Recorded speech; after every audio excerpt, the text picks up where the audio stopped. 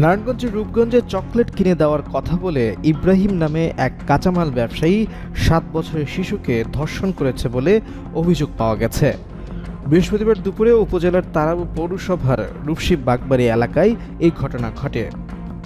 পরে রাতে ধর্ষিত শিশুর বাবা মাকে হুমকি ধামকি দিয়ে ৫,০০০ টাকায় রফাদফা করে ধামাচাপা দেওয়ার চেষ্টা চালায়। রাতে ১১টার দিকে এলাকাবাসী বিষয়টি জানতে পেরে ধর্ষক ইব্রাহিমের বাড়ির সামনে বিক্ষোভ করতে থাকে। ইব্রাহিম সুনামগঞ্জ জেলার বিনছামপুর এলাকার আব্দুল মিয়ার ছেলে। বর্তমানে তারাব পৌর স্বেচ্ছাসেবক লীগের সাধারণ সম্পাদক মেহেদী হাসান বাবেলের বড় ভাই রুবেলের বাড়ির ভাড়াটিয়া। স্থানীয় প্রত্যক্ষদর্শীরা বলেন, শিশুটির পরিবার রূপসী বাগবাড়ি এলাকায় তানসেন নামে একজনের বাড়িতে ভাড়া থাকেন। ইব্রাহিম শিশুটিকে চকলেট কিনে দেওয়ার কথা বলে তার দোকানের ভেতর নিয়ে ধর্ষণ করেন। এ সময় জালালের স্ত্রী ইব্রাহিমের দোকানে শুটকি কিনতে গিয়ে ধর্ষণের বিষয়টি দেখে স্থানীয়দের খবর দেন। পরে বিকেলে শিশুটি তার বাবা মাকে বিষয়টি জানায়।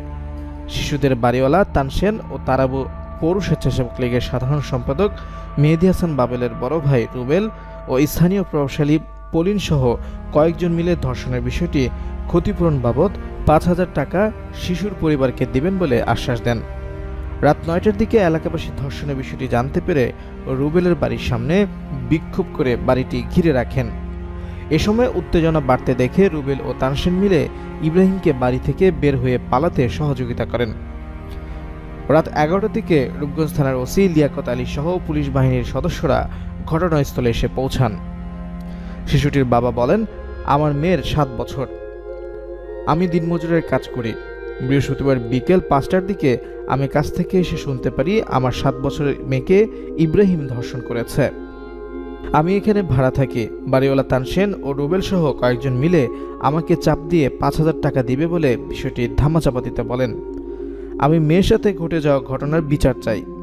ইব্রাহিম আমার মেয়েকে এর আগেও বেশ কয়েকবার ধর্ষণ করেছে। বলেছে যদি কাউকে এই কথা বলে তাহলে তাকে হত্যা করবে বলে হুমকি ধামকি প্রদান করে।